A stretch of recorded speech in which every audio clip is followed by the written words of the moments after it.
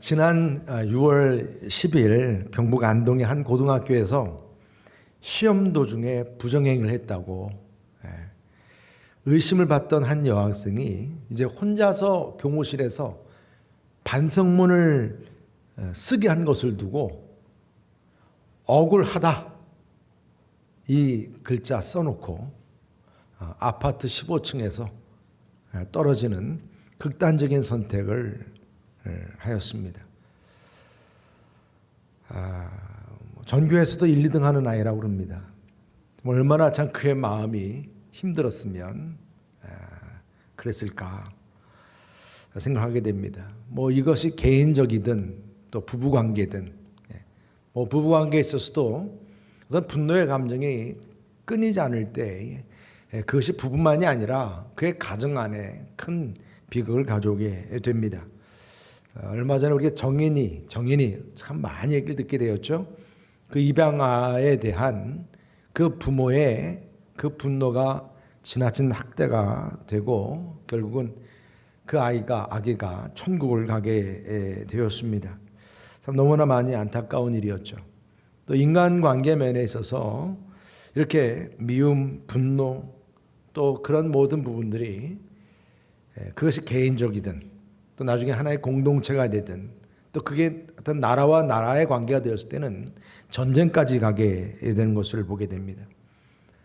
일제강점기 때는 정말 같이 목숨 걸고 말입니다. 독립운동하면서 하나가 되었던 그들 관계가 6.25 사병이 터졌을 때는 이념의 차이로 인해서 서로가 죽이려고 하는 총불을 대며 서로 죽이는 그런 관계가 되어서 지금까지도 아직 우리의 남북의 이 관계는 휴전 상태인 것을 우리가 알고 있습니다.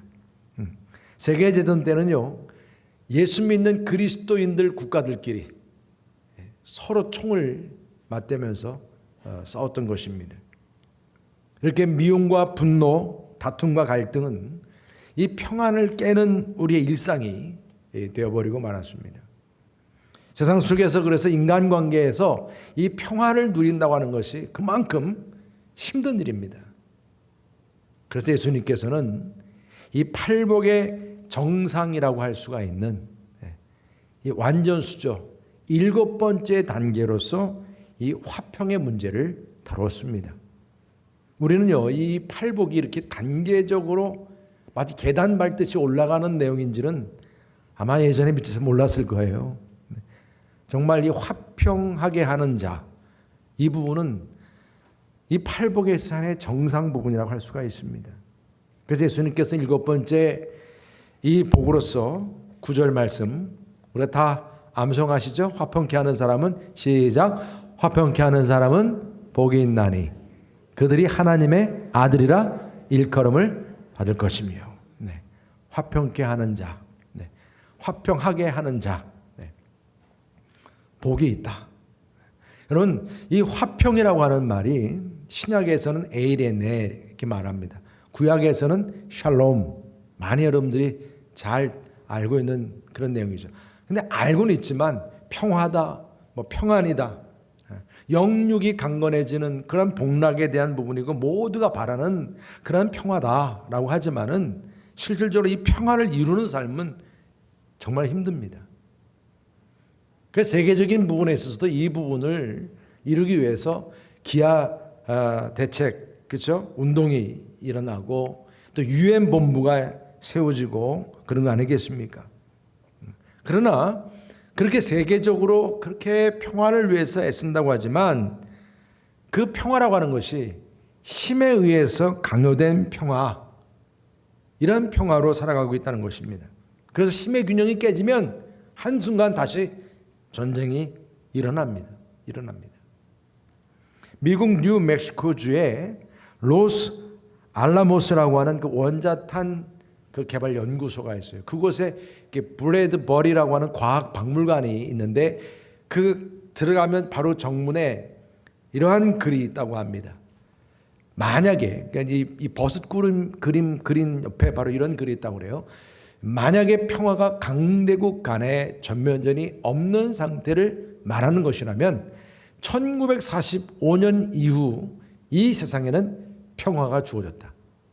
이 평화는 원자탄이 주는 평화다. 참 대단한 말이죠.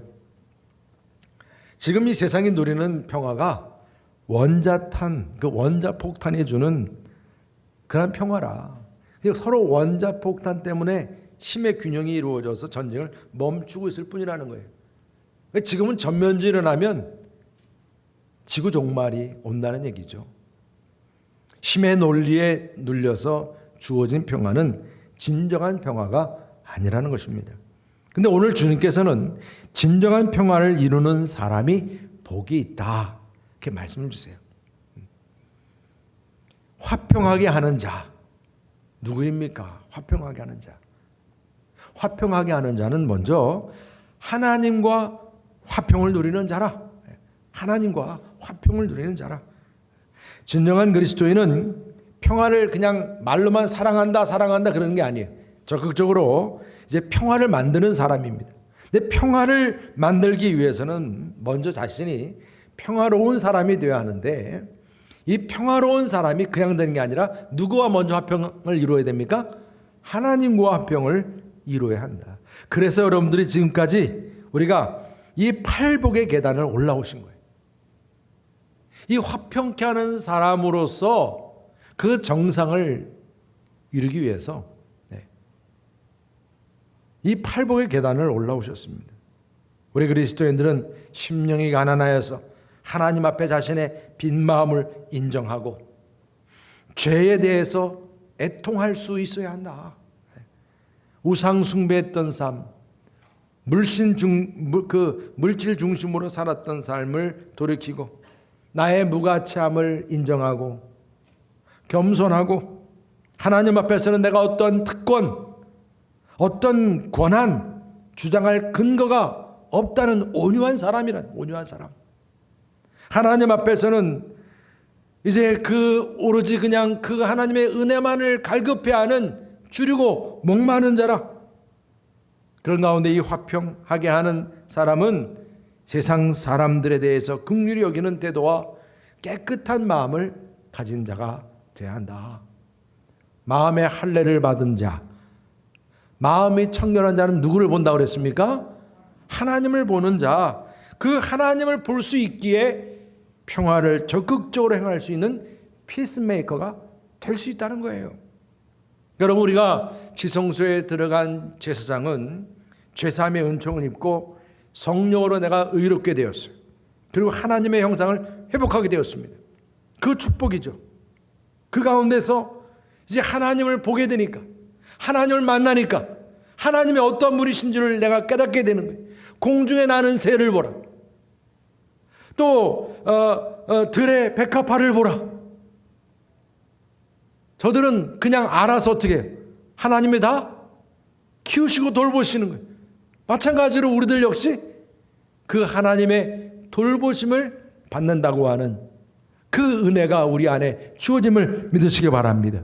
그러니까 우리가 지성소에 들어가서 하나님을 만나게 될 때는 이처럼 그러한 이 땅의 모든 삼라만상을 다 다스리시는 그 하나님을 만나 뵙게 되니까 그 하나님께서 나에게 주시는 평강이 넘치는 거예요.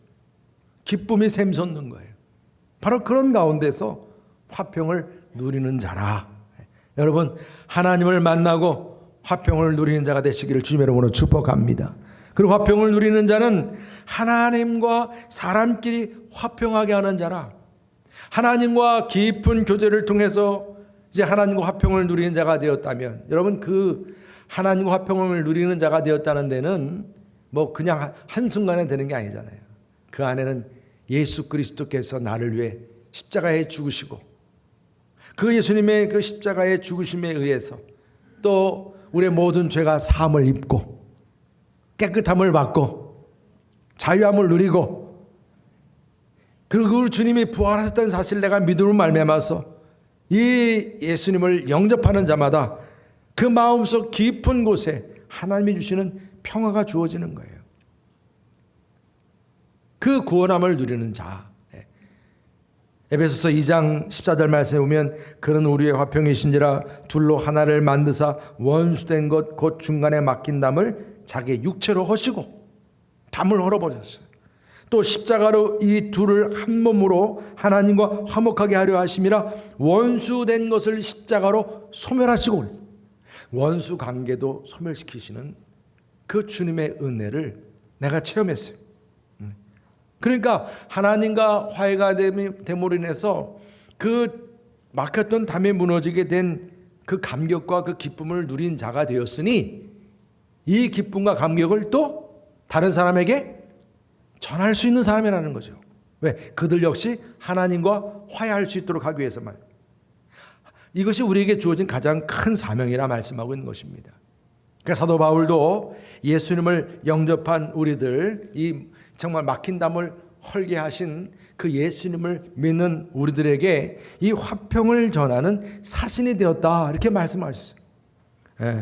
고린도후서 5장 18절부터 20절 조금 긴 말씀이죠. 우리 함께 우리가 깊이 생각하면서 한번 읽어봤으면 좋겠습니다. 우리 다 같이 함께 읽겠습니다. 시작. 모든 것이 하나님께로서 났으며 그가 그리스도로 말미암아 우리를 자기와 화목하게 하시고 또 우리에게 화목하게 하는 직분을 주셨으니 곧 하나님께서 그리스도 안에 계시사 세상을 자기와 화목하게 하시며 그들의 죄를 그들에게 돌리지 아니하시고 화목하게 하는 말씀을 우리에게 부탁하셨느니라. 그러므로 우리가 그리스도를 대신하여 사신이 되어 하나님이 우리를 통하여 너희를 권면하시는 것 같이 그리스도를 대신하여 간청하노니 너희는 하나님과 화목하라. 할렐루야. 예수님께서 우리를 위해서 화목제물이 되어주셨어요. 그래서 우리는 예수님을 통해서 하나님과 화목해졌어요. 하나가 됐어요. 평화로운 관계가 됐어요. 마찬가지로 이제 너희들도 하나님과 화목하라. 이 귀한 이 기쁨의 소식을 전할 수 있는 자가 됐다는 얘기예요. 이게 우리에겐 아주 주어진 멋진 일이에요. 아직도 하나님과 전쟁 중인 사람들이 얼마나 많은지 몰라요. 하나님이 어떤 분인지 모르는 사람들이 많아요. 그런 사람들에게 하나님과 화평을 이루게 하는 거예요. 그들의 마음을 덮고 있는 어둠의 장막을 거두어내고 그들의 눈을 덮고 있는 그 어둠의 그 거풀을 거두어내고 말입니다. 그들 스스로는 이 즐거움을 누릴 수 없어요. 왜? 중풍병자가 자기 스스로 일어설 수 없는 것처럼. 그러니까 친구들이 그 중풍병자를 딱 들어올려가지고 누구께 데리고 갔어요? 예수님께 데려갔어요. 그것도 그냥 쉽게 갈 수가 없으니까 지붕을 뚫어서라도 예수님 앞에 그 중풍병자를 내려놓았어요. 그 주님과 만남으로 인해서 그의 병이 치유되고 주님과 화평케 되고 하나님과 화평케 됨을 믿으시길 바랍니다. 이것이 복음 전파입니다. 화평케 하는 사람은 하나님과 사람이 화평케 하도록 복음 전파하는 이 귀한 사명이 주어졌습니다. 그래서 화평케 하는 자는 이 평화의 복음을 전하면서 하나님과 그리스도의 몸으로부터 이탈된 그런 사람들을 이제 주님 다시 만날 수 있게 해준다. 만날 수 있게 한다. 나부터도 십자가의 능력을 체험했기 때문에 죄와 죽음의 권세로부터 자유했듯이 말입니다. 그러한 그 절망의 깊은 상처 속에서 불안해하는 그런 사람들에게 진정한 기쁨과 평화를 이제 선물로 줄 수 있도록 예수 그리스도를 소개하는 일입니다. 바로 이 귀한 사명이에요. 하나님과 화해를 이루어지기 전에는요, 인간에게는 근본적인 화평이 있을 수 없다는 거예요. 모든 불화이든 다툼이든 그 내면에는 아담과 하와가 죄를 범했듯이 다 하나님과의 그런 불화에서 시작된 것입니다. 우리들의 모든 문제가 그렇습니다. 그래서 화평케 하는 사람은 하나님과 사람이 서로 화평해지도록 예수님을 통해서 그 화평이 회복이 되도록 그러한 귀한 사명을 감당하는 그런 전도자요 사명자임을 믿으시기를 주의 이름으로 축복합니다.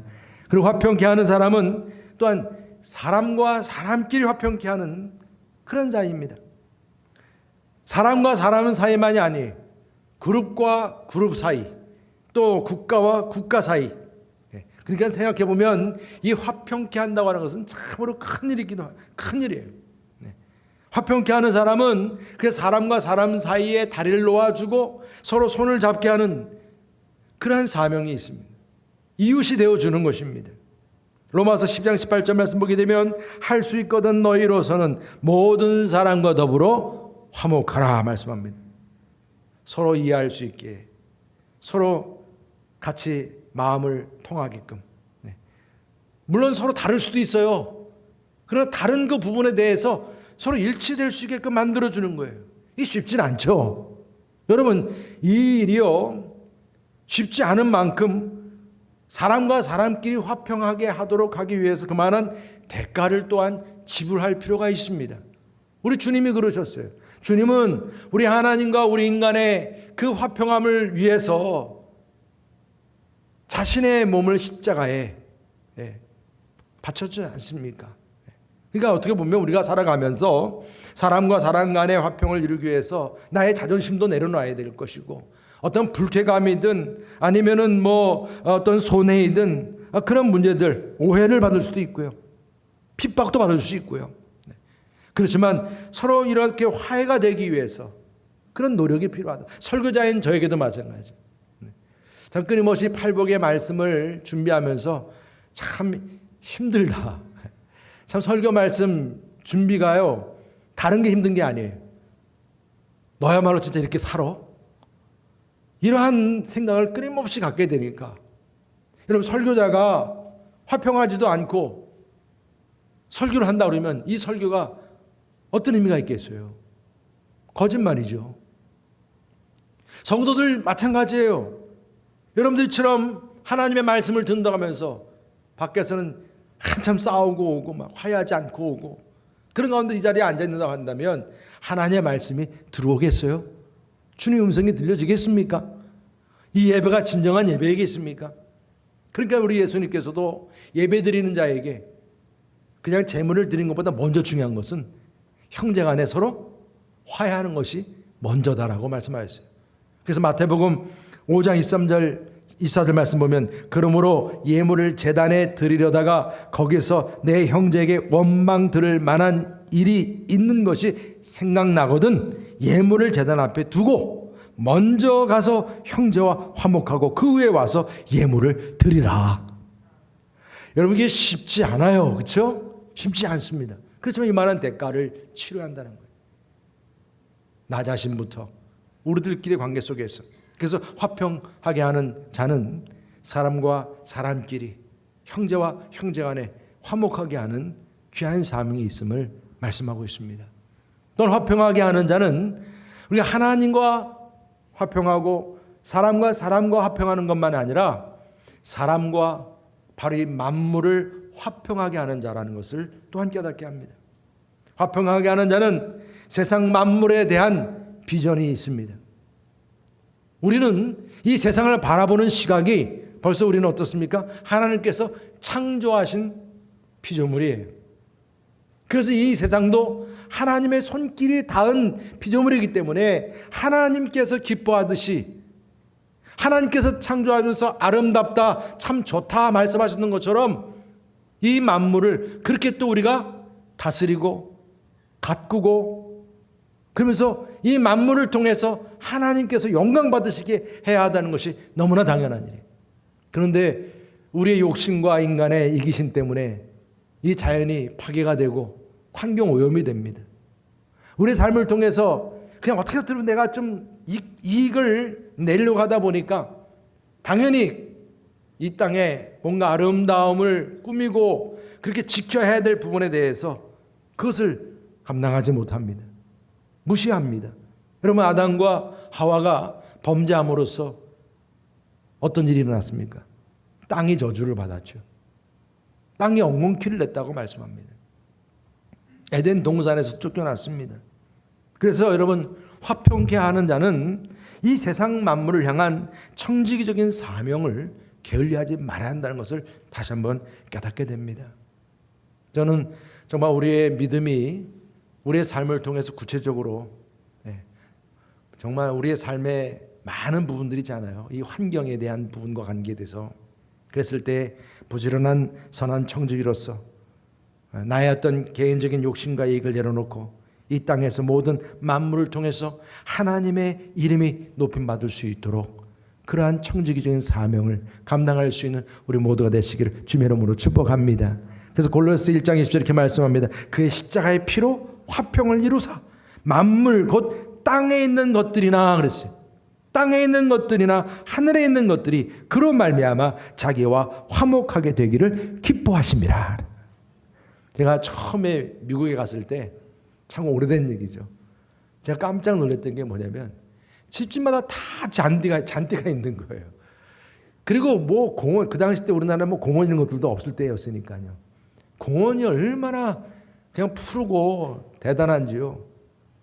나중에 제가 알고 보니까 그런 모든 부분들이 그냥 단순히 어떤 뭐 과학적인 차원에서가 아니라 성경적인 차원에서 청교도적인 신앙에서 이 땅에 푸르게 가꾸고 지켜야 할 이런 그 하나님의 사람으로서의 그 화평케 하는 자로서의 그러한 참 모습이구나. 제가 그걸 깨달았어요.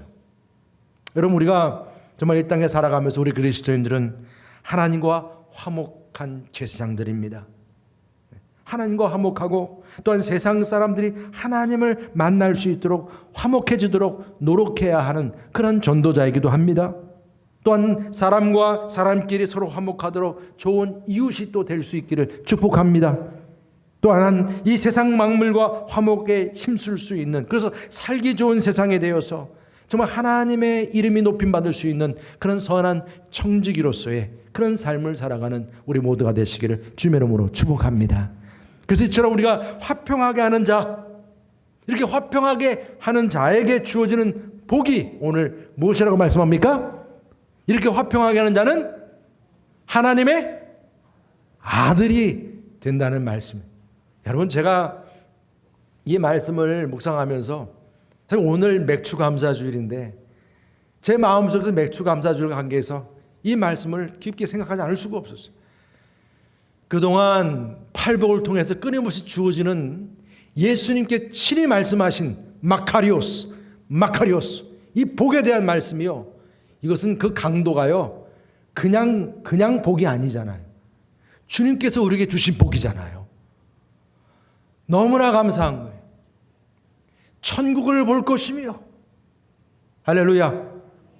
위로를 받을 것이며 땅을 기업으로 받을 것이며 긍휼의 여김을 받을 것이며 여러분 하나님을 볼 것이며 배가 부를 것이며 이 하나하나가 근데요 이제 오늘 어떤 말씀을 주세요? 어떤 복이라고요? 하나님의 아들이라. 하나님의 아들이라. 이것처럼 감사한 게 어디 있겠습니까 여러분? 여러분 우리에게 있어서 진정한 감사 얘기한다면 이 팔복에서 주어진 이 복된 말씀처럼 우리에게 이렇게 선포된 복된 말씀처럼 감사한 거 없어요. 여러분 하나님의 아들이 될 것이며 주님의 임재 앞에서 우리가 주님 앞에 서서 주님으로부터 우리가 듣는 음성이에요.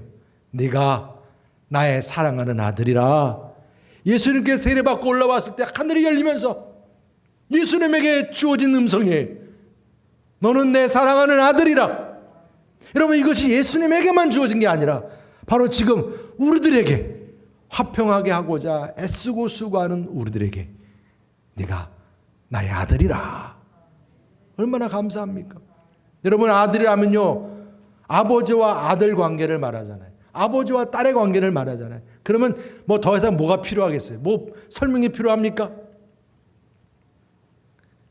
저 아들을 보면 누구를 볼 수 있어?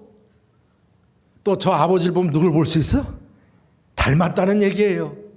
여러분 우리가 하나님의 형상을 입은 자로서 어디를 가든지 무엇을 하든지 우리는 누구를 닮은 자요? 하나님을 닮은 자로서 하나님의 복을 누리는 그런 자임을 믿으시기를 바랍니다. 이것이 얼마나 큰 축복이에요. 그러니까 하나님을 닮은 자로서 우리가 어딜 가든지 무엇을 하든지 간에 악한 영들의 권세, 사단의 권세가 여러분들을 두려워함을 믿으시기를 바랍니다. 할렐루야. 이게 너무나 감사한 거예요. 나는 하나님의 자녀예요. 나는 하나님의 아들이에요. 우리 하나님은 나의 아버지, 나의 주. 그리고 그뿐입니까? 하나님과 아들의 관계라고 하는 것은 상속자가 된다는 것. 이게 얼마나 감사한 일입니까? 하나님은 가장 사랑하시는 독생자 예수님을 우리에게 보내주셨어요. 우리를 대신해서 죽게 하시고 누구든지 예수님을 영접하는 자마다 이제 하나님의 자녀가 되고 상속자가 되는 축복을 누리게 하셨습니다. 여러분, 상속자라고 하는 것은 부모로부터 유산을 받는 자요. 여기에 무슨 대가가 필요합니까? 그냥 받는 거죠. 얼마나 큰 은혜입니까? 근데 그 아들 된다고 하는 것이 그냥 미성숙한 어린아이가 아닙니다. 그리스도의 분량까지 장성한 자녀요, 상속자라. 로마서 8장 10절 이렇게 말씀합니다. 자녀이면 또한 상속자, 곧 하나님의 상속자요, 그리스도와 함께한 상속. 이 상속자가 몇 번 반복됩니까 지금? 상속자니 우리가 그와 함께 영광을 받기 위하여 고난도 함께 받아야 할 것이니라. 할렐루야. 여러분, 하나님은 상속자가 된 자녀에게 그 양자의 그 영을 아주 풍성하게 내려주십니다. 하늘의 복을 풍성히 내려주시는 거예요. 그러니 여러분, 이 장성한 분량에 이른 하나님의 자녀들이 그 상속을 받는데 그 하나님 능력이 얼마나 충만한지요. 그러니까 그 프란체스카가 그렇게 고백했던 고백이 이게 정말 맞는 거예요. 주여, 나를 무슨 도구로 써달라고요? 평화의 도구로 써주소서. 여러분, 우리가 그러한 평화의 도구가 될 수 있다는 것은 누구보다 많은 상속을 우리가 누렸기 때문에 그래요. 그 감사가 항상 넘치시기를 주님의 이름으로 축복합니다. 그럼 우리가 하나님의 자녀요, 하나님의 상속자를 쓸 때 또한 우리는 하나님의 아들로서 이 하나님과 사람이 서로 화평케 하는 이 복음의 전도자로 인정받음을 믿으시길 바랍니다. 로마서 10장 15절로 다 함께 읽어보겠습니다. 시작. 보내심을 받지 아니하였으면 어찌 전파하리요? 기록된 바 아름답도다 좋은 소식을 전하는 자들의 말이요 함과 같으니라. 할렐루야. 제가 여러분들에게 이 팔복의 말씀을 전하면서 여러분들이 계속해서 아마 듣게 된 말씀이 있습니다.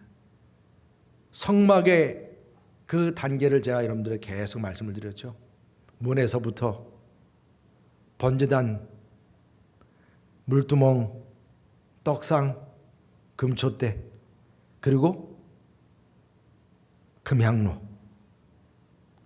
여러분, 이게 지금 하나하나 단계가 올라가는 거예요. 그러면서 이제 우리는 그 지성소에 텐트를 들어 올리고 지성소로 들어가 하나님을 바라보고 하나님의 임재 가운데 그 서 있는 제사장을 생각하게 됩니다. 여러분, 베드로의 말처럼 주여 여기가 좋사오니 그냥 여기서 그냥 초막 짓고 살고 싶습니다. 이런 얘기를 하고 싶겠죠. 그러나 여러분, 하나님께서는 그게 아니에요. 이제 우리가 하나님을 바라보고 주님과 화목해지고 하나님의 능력과 권세를 누리는 자가 되었으면, 하나님의 아들이고 하나님의 상속자가 되었으면 이제 돌아온 그 동쪽 문으로 다시 돌아가라고 말씀하세요. 너희들이 살던 그 광야 같은 세상으로 다시 돌아가라고 말씀하고 계세요. 죄사함 받고 하나님 영광을 누리고 화평케 하는 자가 되었으니 이제 다시금 이젠 저 광야 같은 세상으로 돌아가서 그곳에서 아직도 하나님을 모르는 자들에게, 하나님과 화평치 않은 이들에게 가서 그들에게 복음을 전하고 진리를 전하고 하나님과 화평케 하는 귀한 축복을 누리게 하라는 것입니다. 너희가 누리는 이 기쁨, 이 감격, 이 화평함을 그들도 누리게 하라. 이 말씀을 주고 계시는 거예요. 그래서 우리를 전도자로 선택하시고 마치 모세에게도 이제 내 백성을 구하러 가라, 하나님께서 말씀하셨듯이 말입니다. 하늘에서 이제 그 성령의 그 힘을 입어서 친구들에게, 그들에게 하나님과 화평케 하도록 귀한 사명, 이 전도, 복음 전도의 사명을 우리에게 주셨다는 거예요. 감사하시기를 주님의 이름으로 축복합니다. 우리에게 주어진 이 귀한 축복, 우리가 오늘 맥주감사주를 맞이하면서 얼마나 참 이 감사할 것이 얼마나 참 큰지 모릅니다. 화평케 하는 자로서 하나님께 드리는 첫 열매, 그 첫 열매는 바로 감사의 성품이에요. 끊임없이 주님 앞에 우리가 나아가서 하나님의 화평감과 기쁨과 감격을 누리는 예배자로서 오늘도 우리는 주님의 임재 앞에서 감사하고 또 주님의 헌신을 결단하게 됩니다. 여러분, 우리의 감사하는 이 성품이야말로 예배자로서 화평케 하는 자로서 영적 성숙의 절정인 것입니다. 모든 우리의 성품들은요, 우리가 감사를 통해서 나오는 거예요. 예배를 드릴 때도 우리는 하나님 앞에 그 받은 은혜에 감사하는 것입니다. 고대 로마의 철학자 키케로는 감사는 가장 위대한 품성일 뿐 아니라 다른 모든 품성의 어버이라 이렇게 말을 했습니다. 이것이 이번 우리 필독서에 소개된 그런 명언이에요. 정말 우리가 이 감사하는 성품이 다른 데서 나오지 않습니다. 우리를 하나님의 자녀 아들로 택하시고 상속자로 세우시고 우리를 이렇게 화평을 전하는 자로 우리를 택하신 하나님의 은혜, 우리는 그 은혜에 감사하면서 정말 우리가 하나님의 그 은혜를 우리가 받은 자가 그냥 받은 자가 아니에요. 우리가 화평케 하는 자로서 하나님의 아들로서 상속자로서 전도자로서의 이 감사의 열매를 하나님께 드리는 자, 바로 저와 여러분 되시기를 주님의 이름으로 축복합니다. 그래서 피난처 되시는 그 우리 하나님께서는 우리들에게 지경을 넓혀주신다 그랬어요. 이처럼 감사하는 우리들에게 지경을 더 넓혀주시고 번성의 복을 주시고 진정한 평강을 주고 또한 풍성함의 복을 주신다고 약속해 주셨습니다. 여러분, 이 귀한 복이 주님 앞에 나와 감사하고 화평을 위해서 살고자 하는 여러분 모두에게 주어지기를 주님의 이름으로 축복합니다. 이 시간 제가 마지막 우리 맥주절 때 하나님께 약속 받은 말씀이에요. 이 한 절 한번 같이 선포하시고 함께 찬양하길 원합니다. 우리 출애굽기 34장 24절 말씀입니다. 우리 다 같이 함께 선포합니다. 시작. 내가 이방 나라들을 내 앞에서 쫓아내고 내 지경을 넓히리니 내가 매년 3번씩 여호와 내 하나님을 뵈려고 올 때에 아무도 내 땅을 탐내지 못하리라. 할렐루야. 우리가 화평을 이루는 일도 영적 전쟁이에요. 이 전쟁에서 하나님께서